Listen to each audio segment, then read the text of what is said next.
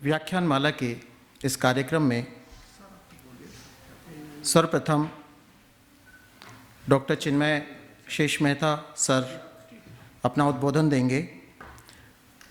मैं डॉक्टर चिन्मय शेष मेहता सर का एक संक्षिप्त परिचय आप लोगों के सामने रखना चाहूँगा। मेरा सौभाग्य है।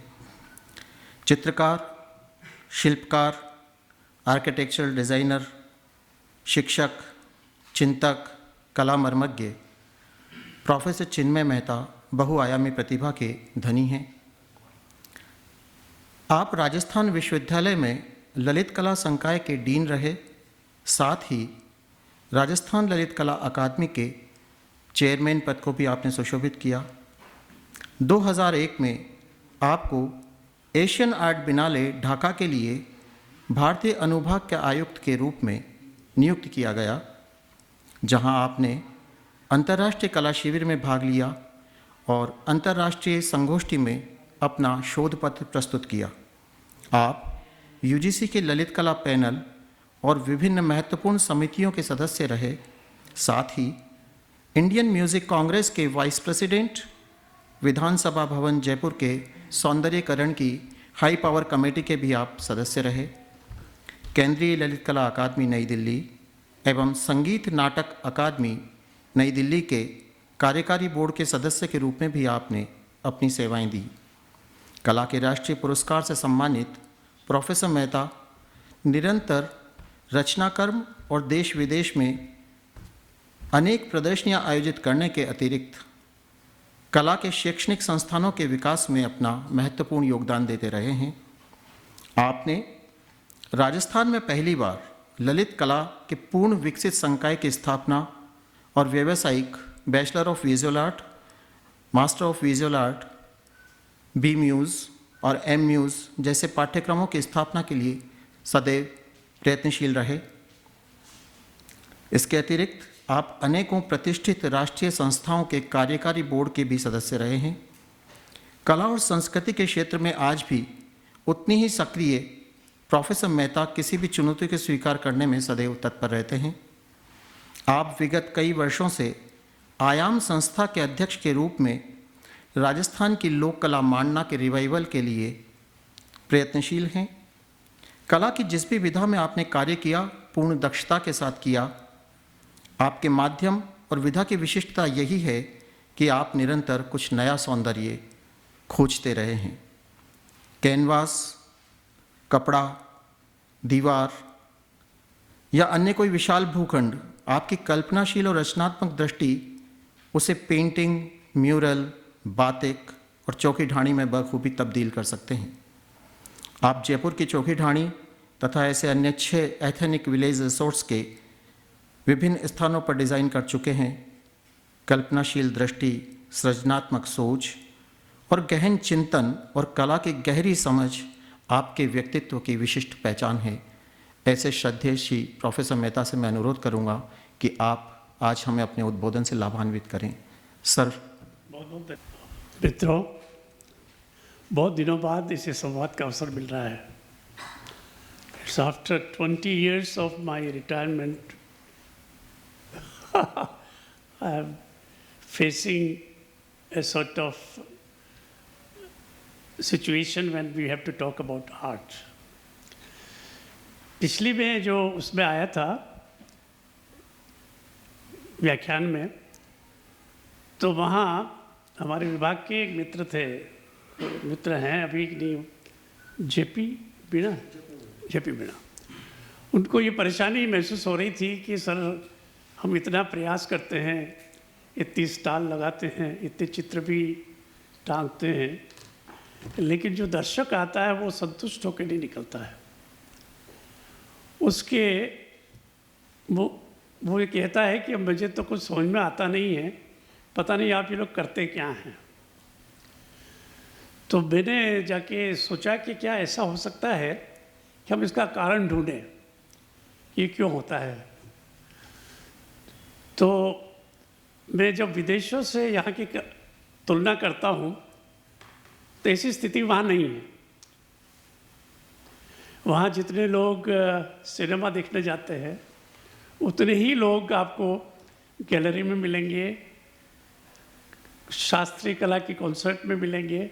रविशंकर के तो शायद पागल हैं, they are so mad after his listing instrumental music. तो मैंने भी सोचा कारण क्या है इसका। तो पहला कारण तो जो मुझे समझ में आया, वहाँ अभी जो भारत सरकार ने कोई राष्ट्रीय नीति बनाई है, उसमें उन्होंने ये संकल्प लिया है, कब पूरा होता मुझे नहीं मालूम, कि 12वीं तक की शिक्षा में ललित कला को अनिवार्य किया जाए। शायद ये निर्णय की इसकी उम्मीद हम 70 साल से कर रहे थे कि जब तक स्कूली शिक्षा में कला शिक्षा को प्रमुखता नहीं मिलेगी, खाली आर्ट की बात नहीं कर रहा हूँ मैं, ललित कला की बात कर रहा हूँ, तब तक हमारी गैलरीज विदेशी की जो गैलरीज है उसके बराबर नहीं आकर्षित कर पाएंगे। एक तो कारण मैंने ये देखा। दूसरा मैंने वहाँ ये भी देखा कि जितनी एग्जीबिशंस लगती है बहुत प्रोमिनेंट, चाहे वहाँ के स्थानीय कलाकारों की हो या बाहर के आए आर्टिस्टों की, तो there is always a sort of person who is guiding the spectators, जो हमारे यहाँ नहीं होता है।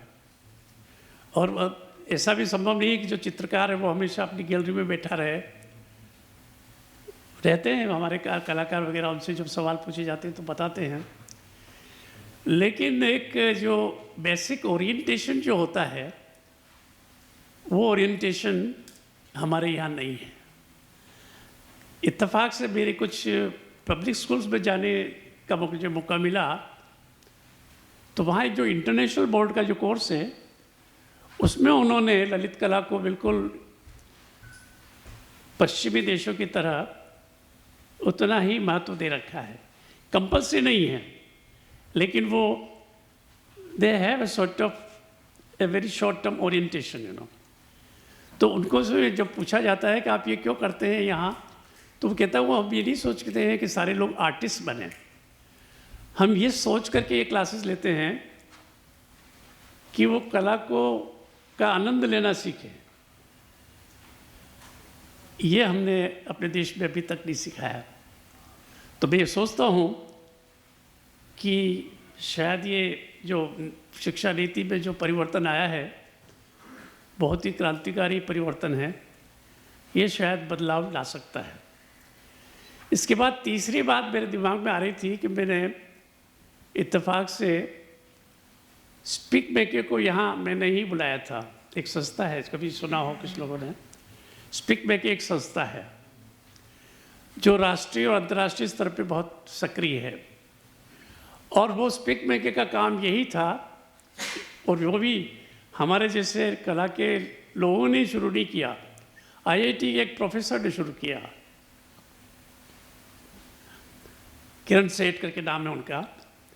तो वो क्या हुआ, उसने अपने अनुभव में बताया कि जब वो विदेश में फुल ब्राइटर थे तो किसी इंस्टीट्यूट में लोगों ने कहा आज हमें आप छुट्टी दे दीजिए, हमें रविशंकर को सुनना है। तो वो चौंके कि ये क्या हो रहा है। उसने कहा कि I will not join this class, I have to listen to Ravi Shankar. तो वो चौंके कि यार इस अमेरिका में रविशंकर का इतना तहलका है और हमारे देश में तो इनका पूरा नाम भी लोग नहीं जानते हो, बल्कि हमारे यहाँ तो लोग उनका नाम भी तब जानने लगे जब विदेशों में उनकी बहुत ख्याति हुई थी। तो इस बात को लेके उनको ये दिमाग में जच गया कि कुछ ऐसा हमारा ऐसी हमारी एक पहल होनी चाहिए कि हम स्कूलों में जाकर के बच्चों को कला के बारे में ज्ञान दें। असल में उनका ज़्यादा जो स्ट्रेस है वो परफॉर्मिंग आर्ट पे है, वो शास्त्रीय कला और लोक कलाओं पे ज़्यादा जोर देते हैं। मैं भी उनसे कहता था कि क्या इतनी बात अपन विजुअल आर्ट की क्यों नहीं करते हैं, तो उन्होंने कहा वो आप करिए।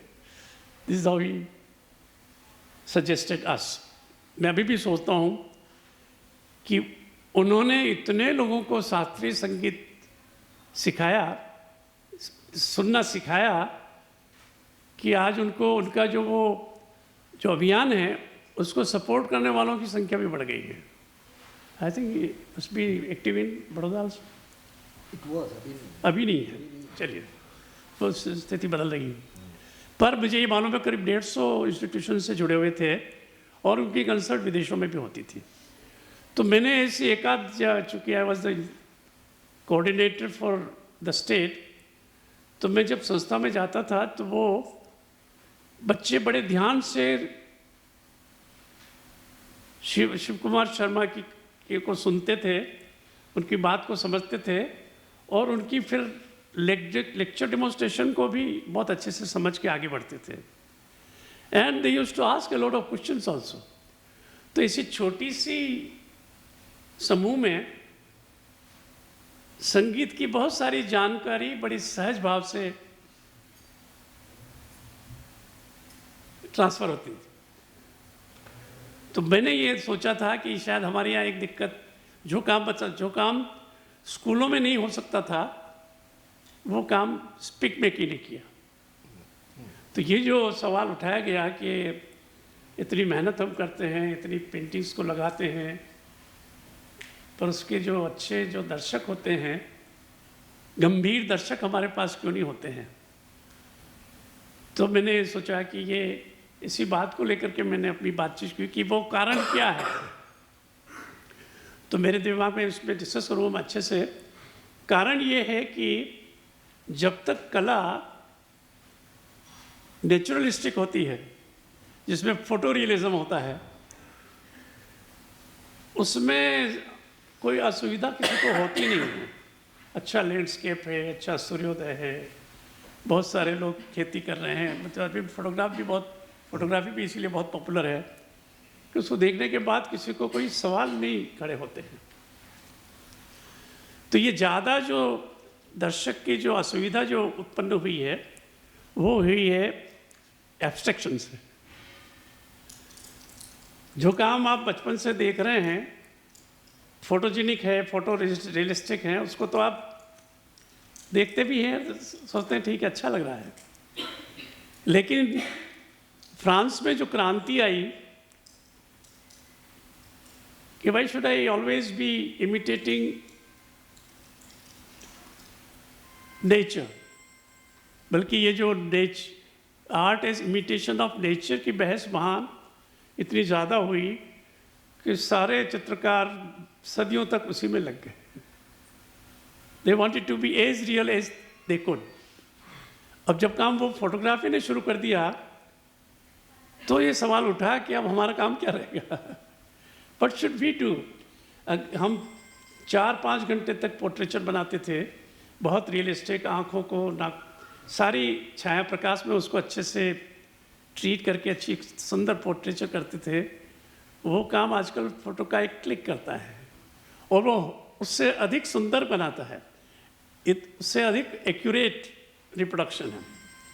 तो ये रिप्रोडक्शन ऑफ नेचर वाली जो बात है, मैं ये सोचता हूँ कि जो सारा अपना जो आंदोलन है कला का, फ्रांस का जो कला का जो आंदोलन है, मैं बहुत सामान्य भाषा में कह रहा हूँ कि उसके विरोध में शुरू हुआ कि why should art be so realistic और डिपेंडिंग ऑन नेचर।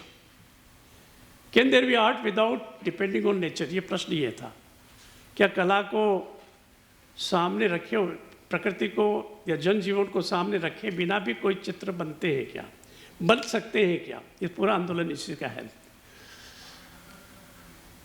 मैं और इस बात को अच्छे से समझ रहा हूँ कि ये जो कला के इतिहास के बारे में और कला के आंदोलन के बारे में विशेषज्ञ तो ये हैं। Let me be very Frank about it. Art history में बहुत कोशिश कर रहा था कि हमारा जो फैकल्टी का जो फुल टाइम एजुकेशन का जो प्लान है जिसका जिक्र किया उसने, उसमें आर्ट हिस्ट्री का भी हमने एक अलग विभाग खोला था। और बहुत सारी जो परिकल्पना थी वो बहुत लंबी चौड़ी थी, वो तो पूरी नहीं हो पाई। लेकिन ये बात ज़रूरी थी कि आज भी ज़रूरी है, मेरे साथी है नहीं यहाँ, कि कला इतिहास और सौंदर्य शास्त्र एक विशिष्ट शाखा है ज्ञान की। तो मैंने जो प्रयास किया है उसमें आप क्षमा कर दें कि वो विशिष्टता नहीं होगी जो जयराम भाई पटेल साहब के पास है। इन्होंने जिस तरह से मैंने एक लेक्चर सुना था इनका, जो लेक्चर आपने दिया था वहाँ ललित कला में, तो मुझे पता लगा कि ये स्वीकार करना चाहिए हमें कि not everybody can teach art history. Let me be very Frank about it. तो चूँकि मैंने इनसे कहा कि हमारा, चूँकि हम once we are teaching art and there is no department separate for art history, all of us who are teaching in the higher education, they had to accept both the studio practice and teaching art history. तो मैंने जो कुछ भी प्रयास किया है वो उसी पृष्ठभूमि पे किया है कि हमें कला शिक्षा, कला इतिहास को भी समझना है और उसके साथ साथ चित्र भी बनाने हैं। तो मैंने दूसरी बात, मैंने थीम जो मैंने लिया है बहुत एकेडमिक नहीं है, क्षमा करें। मैं उन सभी दर्शकों के धरातल पे आकर के बात कर रहा हूँ कि कोई सामान्य आदमी है, वो अगर समझना चाहे कि ये मॉडर्न आर्ट क्या है और ये मूवमेंट्स क्या हैं, और इसमें सबसे ज़्यादा जो परेशानी जो है वो एब्स्ट्रैक्ट और नॉन फिगरेटिव से है, तो मैंने कोशिश की है कि कला में अमूर्तन और वस्तुनिरपेक्ष कला क्या होती है उसको समझने का, उसको समझाने की कोशिश की है। अगर आप कुछ उसका लाभ उठा सकें तो मैं कृतार्थ हूँगा। धन्यवाद।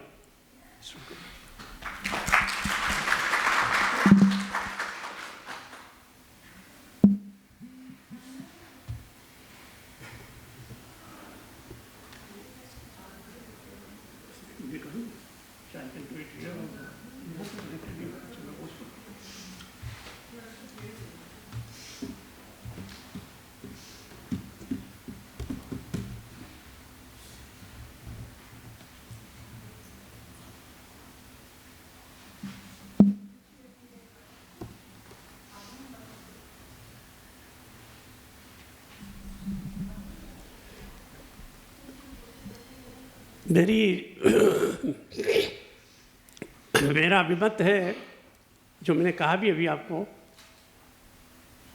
कि अमृत को लेकर के अभी भी मन में बहुत संशय हैं कि आखिर इसमें है क्या है। नेक्स्ट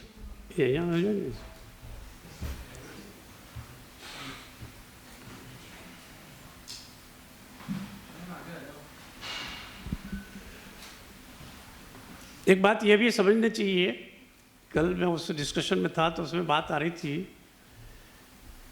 कि ये व्याख्या ऐसे कैसे कर रहे हैं आप,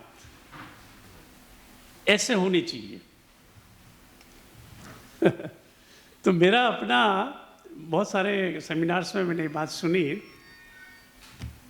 विज्ञान की जो व्याख्या होती है, विज्ञान के सिद्धांतों की व्याख्या होती है, उसमें भी अंतर होता है। तो साहित्य और कला में कोई भी व्याख्या एक सी कैसे हो सकती है। वो एक हमारे जो लेक्चर आए थे, वक्ता आए थे, तो उन्होंने कोई एक व्याख्या इस तरह की कि ये ऐसे कैसे हो सकती है। तो मेरा आज कहना है कि कला जो है वो एक परिकल्पना है, एक भावजन्य अभिव्यक्ति है। उसकी व्याख्या चित्रकार जो करता है और दर्शक कर रहा है, दोनों में भेद हो सकता है। ये एरिया मतलब this is the characteristic of the medium. मतलब मेरा ये कहना है कि क्या हुआ है कि वो काव्य में ये शुरू हुआ था। काव्य में तो अर्थ की बात हो सकती है। जब कविता हम बोलते हैं तो भाई मैं ये कहना चाहता हूँ, इसमें मैंने इस भाव को लेकर के कविता लिखी, इस कल्पना को लेकर के मैंने कविता लिखी, तो उसकी जो व्याख्या कवि कर रहा है और जो उसकी दर्शक समझना चाह रहे हैं उसमें अंतर ना हो। लेकिन अन्यथा अगर अंतर होता है तो हमें उसके स्वीकार करें कि जो भी भावजन्य अभिव्यक्ति है, कल्पित अभिव्यक्ति है, उसमें जो रेस्पॉन्स जो है उसमें भिन्नता हो सकती है। नेक्स्ट, ये मैंने स्टाइल को लेकर के बात की है कि आमतौर पे हम जब बात करते हैं कि ये किशनगढ़ है, ये राजपूत है, ये मुगल है, तो हम कितनी कॉमन विशेषताओं को लेकर के उसकी एक पहचान बनाते हैं शैली की तरह से। उसको हम स्कूल ऑफ आर्ट भी कहते हैं, किसी स्कूल ऑफ दिस। उसकी विशेषताओं को ध्यान में रख करके हम उसके बारे में एक पहचान बनाते हैं, और फिर ये बाद में ये पहचान सामूहिक की जगह व्यक्तिगत भी होती है। जब उसमें कहते हैं कि साहबुद्दीन जी जो चित्र बनाया वो दूसरों ने नहीं बनाया। नेक्स्ट,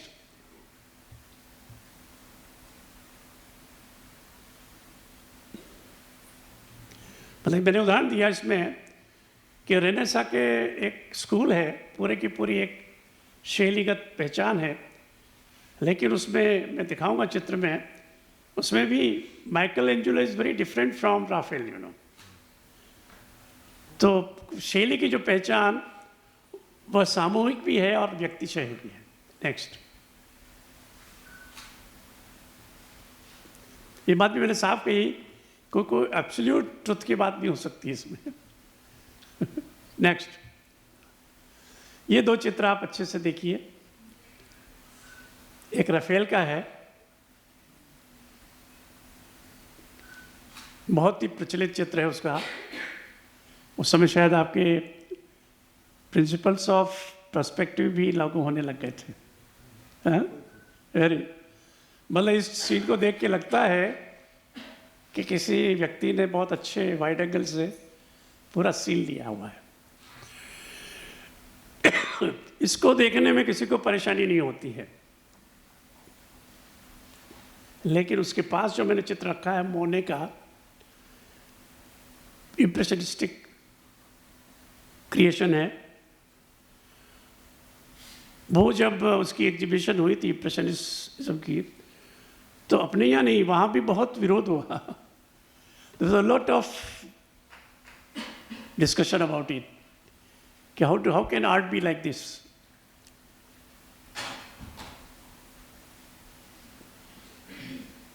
तो सब एक शब्द होता है, एक हम कहते हैं सी, और दूसरा मैंने लिखा है परसीविंग।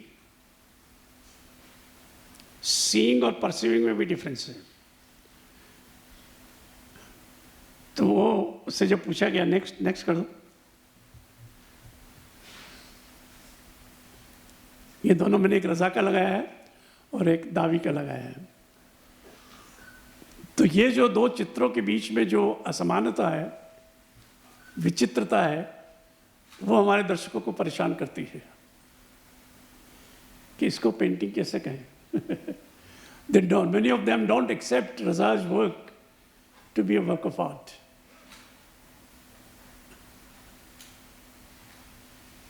Next.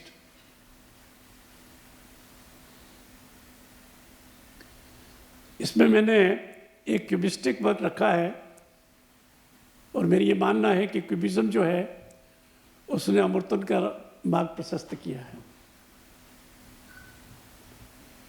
अब पिकासो की उस पेंटिंग को तो समझ में आता है, लेकिन मोंद्रिया की जो पेंटिंग है उसको मैं सोचता हूँ अगर मैंने अपने इस कला मेले में भी लगाई होती तो बहुत सारे दर्शक कहते हैं ये पेंटिंग है क्या। नेक्स्ट,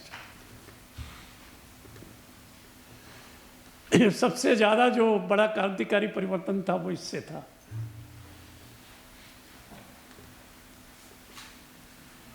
ये जो जैक्सन पोलक जो है, नीचे वाला नेक्स्ट कर दीजिए, नेक्स्ट फिगर।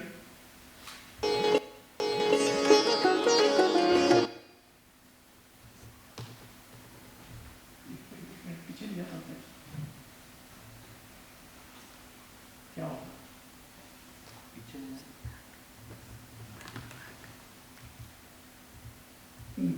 पहले वो जैक्सन फॉलो करेंगे। Jackson follow.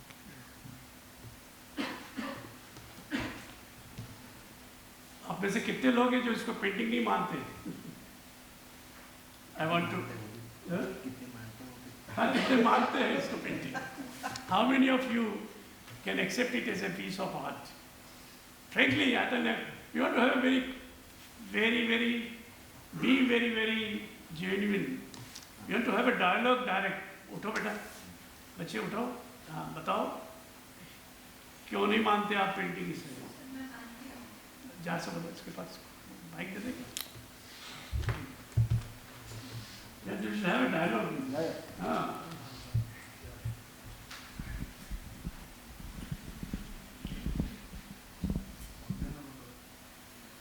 सर मेरे दोनों व्यूज़ हैं, मैं मानती भी हूँ और नहीं भी मानती हूँ।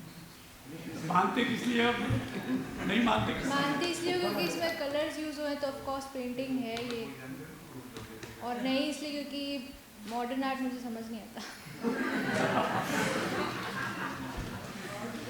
तो चलिए sincere, very sincere comment, we appreciate it. मेरे ख्याल है यही बात है जिसके लिए मैं शुरू से कह रहा था कि जैसे हम कोई नई डिश बनाते हैं और उसको चखने के बाद धीमे धीमे वो अपने रेगुलर मेन्यू में आ जाए, उसके लिए मेहनत करनी पड़ती है। तो वही बात क्या है कि you need to read a lot about abstraction, the intention of the artist। अब जैसे मैं बता रहा हूँ, उसका मैंने एक वीडियो देखा था, उससे पूछा गया कि क्या आप पहले क्या सोचते हैं चित्र बनाने से पहले। वो ये पूछ रहे थे कि चित्र बनाने से पहले आपने क्या सोचा था जिससे इससे चित्र बना रहा है। तो उसने ये कहा, जैक्सन ने कहा कि मैं कोई प्री कंसीव्ड इमेज को लेकर के शुरू नहीं करता हूँ। I just start working on the canvas, spread the colors, use the brush, try to see where does it reach। कहीं एक जगह जाके मुझे लगता है कि शायद मेरी बात पूरी हो गई और चुप हो जाता है। अब आप सोचिए कितना अंतर है क्रिएटिव प्रोसेस का, कि जो लोग किसी थीम को लेकर चित्र बनाते थे, जो भगवान बुद्ध पे चित्र बनाते थे, वो भगवान बुद्ध के शास्त्र पढ़ते थे, उनकी कथाएं, जातक कथाएं पढ़ते थे, और उनको पढ़ने के बाद उसकी एक इमेजरी तैयार करते थे और उसको चित्र में अभिव्यक्त करते थे। Here is an artist who doesn't have a preconceived image in his mind. He is just working with the medium and slowly moving ahead until he feels that this is what I wanted to say. चलिए next।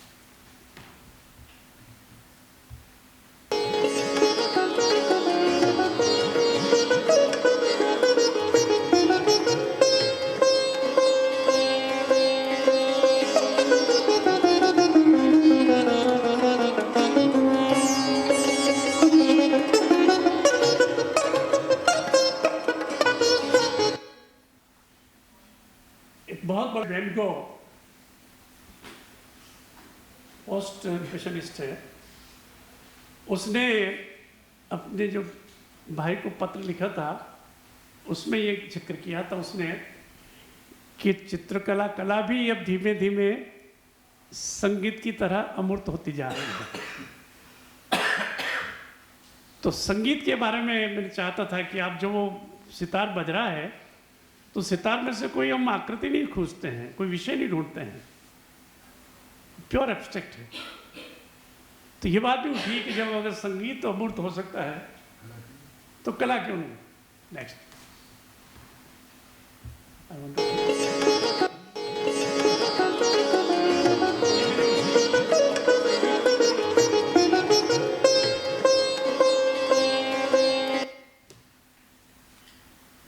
एक और artist है कंडिनिस्की,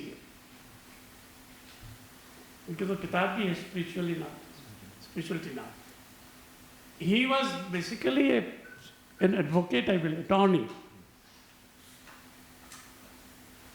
पूरा I think ये जो है it was again a revolution कि चित्र में से वो सारी चीज़ें निकल गई जिसको हम पहचानते थे कि ये तो ये हो सकता है, ये तो ये तो जगत की ये वस्तु हो सकती है। He created an art without depending on nature or seeking any inspiration from the nature. He created a world of his own. एक अपनी नई दुनिया को चित्रित किया उन्होंने। नेक्स्ट, ये चौथा बड़ा परिवर्तन है जिसको लोग अभी भी स्वीकार नहीं कर पा रहे हैं।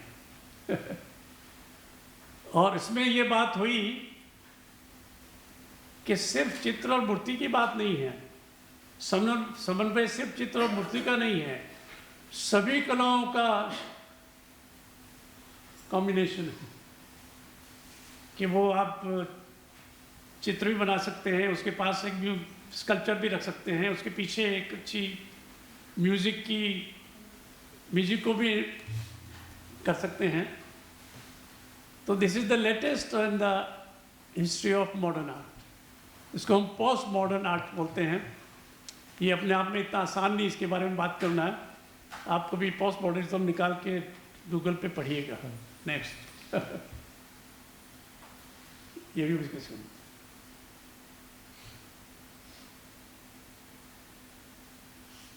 मतलब उसमें जो मुझे लगता है अंतः प्रेरणा ये है कि create something which has never been created before. किसी ऐसी आकृति की रचना की जाए, ऐसी परिवेश की रचना की जाए जिसको देख के ये नहीं कहें हम क्यों रहे ये तो उसके जैसा है। मतलब मुझे याद आ रहा है कि मध्यकाल में जब कहा जाता था किसी बड़े आर्टिस्ट के किसकी पेंटिंग माइकल एंजेलो जैसी है तो लोग शायद गर्वान्वित महसूस करते हों, पर आज ऐसा नहीं है। आज अब किसी भी आधुनिक चित्रकार या समकालीन चित्रकार से कह दें कि इनकी तस्वीर उनसे मिलती है तो वो उसके लिए सम्मान का विषय नहीं है। नेक्स्ट,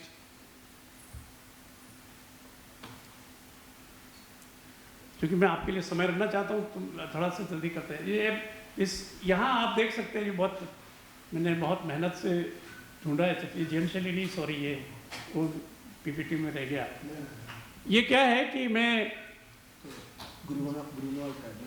हाँ, क्या हुआ कि जब वो क्राइस्ट के चित्र बनाते थे तो मैंने पढ़ा कि वो लोग किसी को क्राइस्ट की तरह खड़ा करते थे। They used to tell somebody to behave like Christ as a pose, as a gesture. उसका वो पूरा अंकन करके उसको फिर चित्र में डालते थे।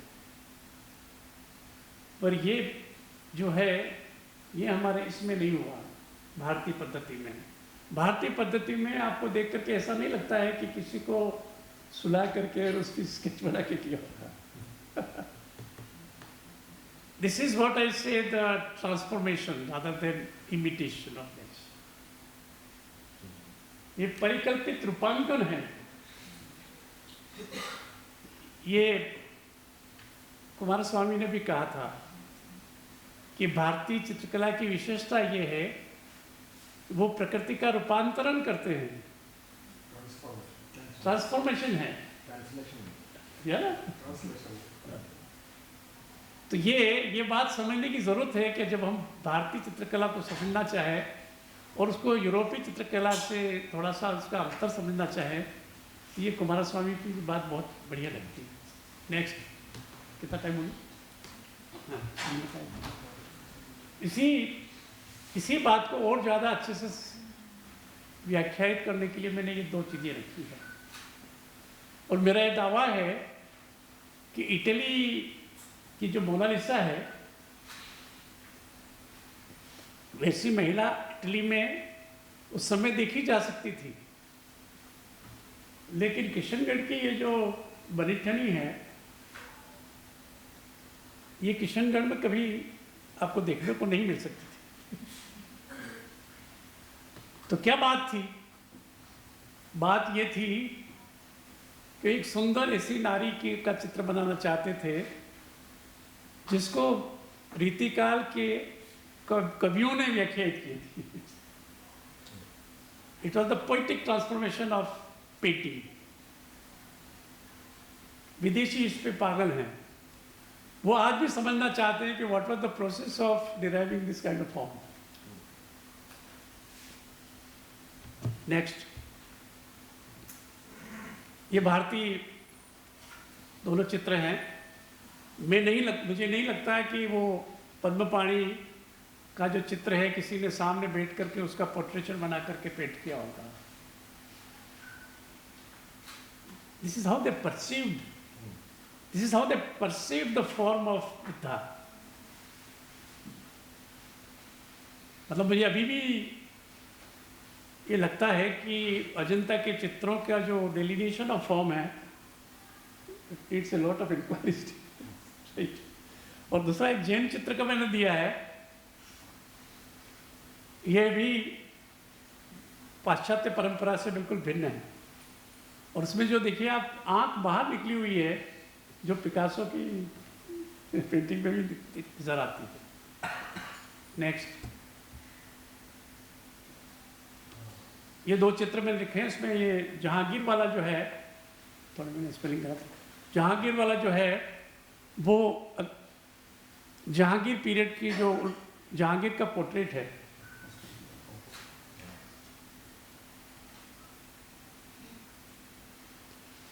बहुत ही सुंदर चित्र। नेक्स्ट, यहां देखिए कि आज़ादी से पहले राजा रवि वर्मा की बात बहुत हुई थी इस दिन, काफ़ी लोगों ने बताया था। हाँ, वो गलत बोले, वो गलत हो गया। हाँ, नहीं, वो I am not good at transferring the titles, I am sorry. तो ये जो चित्र, वो पहला वाला जो है वो राजा रवि वर्मा का है, और दूसरा अपना नंदलाल बोस का है। हाँ, अवनींद्र, तो वो देखिए वो अवनींद्रनाथ, अनिलनाथ साहब। तो ये जो राजा रवि वर्मा जो है वो बहुत राजा थे, तो उन्होंने बहुत वेस्टर्न आर्ट्स, उनका एक्सपोजर बहुत था। उन्होंने पाश्चात्य शैली में ये भारतीय विषयों का अंकन किया। और इधर बंगाल स्कूल के जो आर्टिस्ट थे वो अजंता से प्रेरणा लेकर के एक नई शैली का उदय करना चाहते थे। Next is very, it's a great painter, women painter we had it.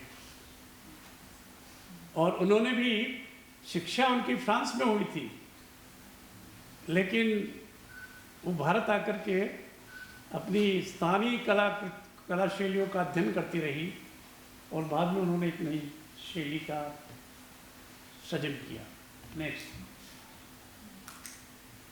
ऐसे ही जामिनी राय ने फोक कला से प्रेरणा ली।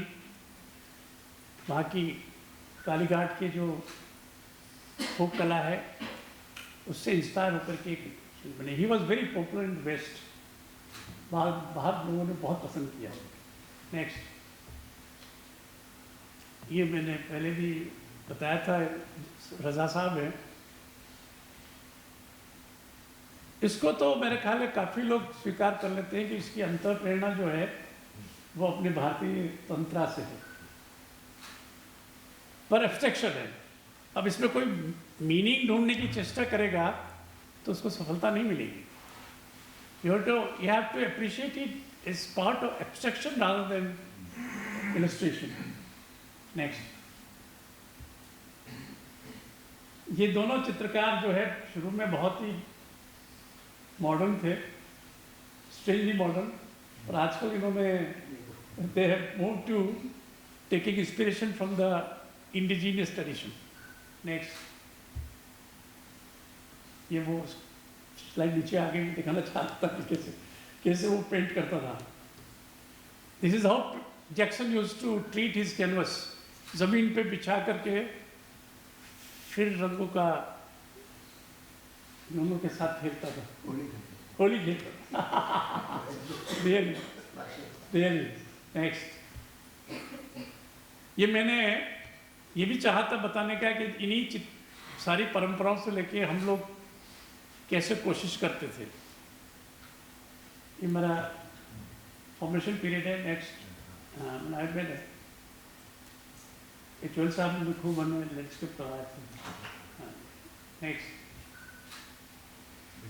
हाँ, और हमारे उस समय जो राजस्थान में जो आइडियल्स थे उसमें बाबा गोपाल विजयवर्गीय, चौहल साहब, बाबा, ये सब लोग थे। तो ये मेरा कॉलेज लेवल का ही वर्क है। This is how we used to create a sort of figurative work also. Next,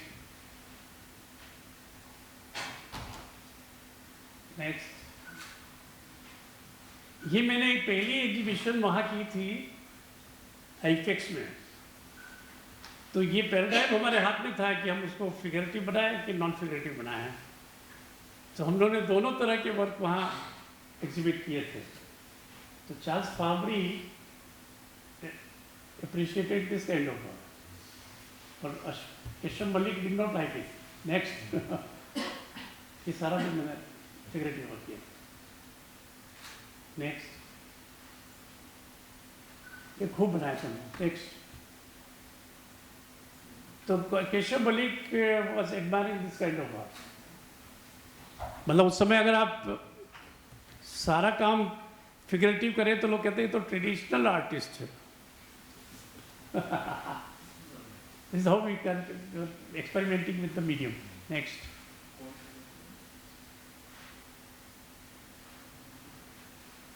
ये भी दिल्ली में एग्जीबिशन की। नेक्स्ट, एक ब्लैक एंड वाइट में भी खूब वर्क किया था।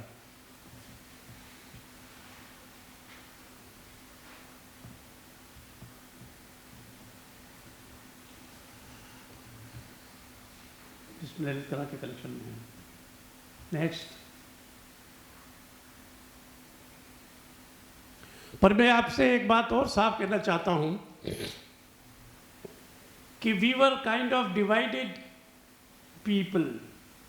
We did not spend all 24 hours in painting.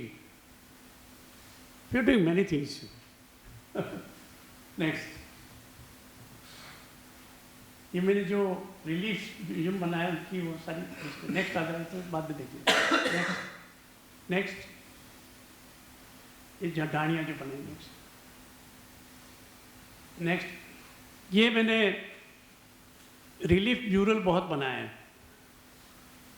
और मेरा कोई अमेरिकन फ्रेंड आके कहता था कि you are very abstract indigenous. मतलब इस एब्स्ट्रैक्शन में कहीं पश्चिम से प्रेरणा ली हुई नहीं दिखती है उसका कमी। नेक्स्ट, ये मेटल में भी किया मैंने। नेक्स्ट, ये वो तो एक म्यूरल बनाया था 5x9 का।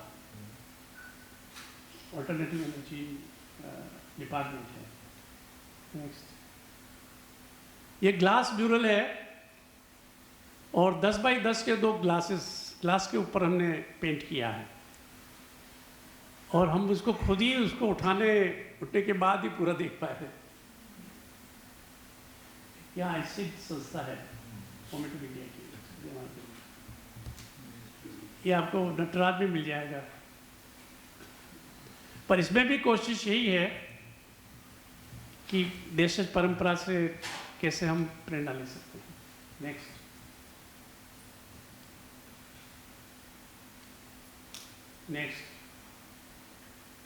ये जो बीच में जो म्यूरल है गणपति प्लाजा वाला, इसकी बहुत चर्चा हुई। पीपल के लिए भास्कर ने इसका एक छोटा टुकड़ा लेकर कहा कि किस जगह लगा हुआ है। नेक्स्ट, ये मैं रिसेंट एक सीरीज बना रहा हूँ उसका। नेक्स्ट,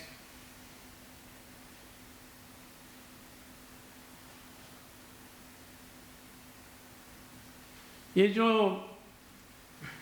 पूछते हैं मुझे अक्सर कि आप तो पेंटर हैं, ये आर्किटेक्चर कैसे करने लग गए? तो मैंने उनको कहा कि मैं पहले आइडिएशन जो है एज ए पेंटर करता हूँ. I create the three-dimensional form in a sketch. Once it is accepted, then I use AutoCAD and everything and create a form like this, architectural form. Next. ये कुछ architecture जो मैंने project किए हैं 6-7, उसकी कुछ झलके हैं. नेक्स्ट.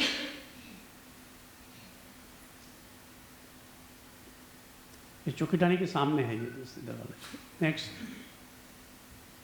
ये उस आइडिएशन के कुछ और मैंने एग्जांपल्स दे दिए हैं आपको.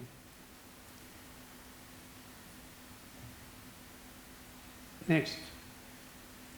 ये कुछ मैगजीन ने बहुत अच्छे से असल में एक बात मैं आपसे स्पष्ट कहना चाहता हूँ कि मैं ढाका से जब लौट के आ रहा था तो मेरे साथ कोई एक बहुत बड़े उद्योगपति बैठे थे. तो उन्होंने पूछा आप क्या करते हैं? तो मैंने कहा ये पढ़ाते हैं, कुछ पेंटिंग वेंटिंग करते हैं. तो कहाँ के हैं? तो चौकीडानी जयपुर के हैं. तो मुझे जयपुर बहुत अच्छा लगता है. तो मैंने कहा क्यों लगता है? कि वहाँ एक चौकीडानी में बहुत जाता हूँ.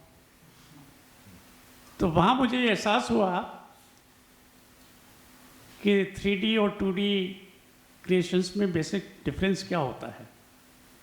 Architecture you feel, painting it is very difficult for you to feel. Next. ये करो है इस डेजर्ट, इसमें भी एक दूसरा प्रोजेक्ट मेरा हैदराबाद वाला उसमें दिया. नेक्स्ट. Thank you.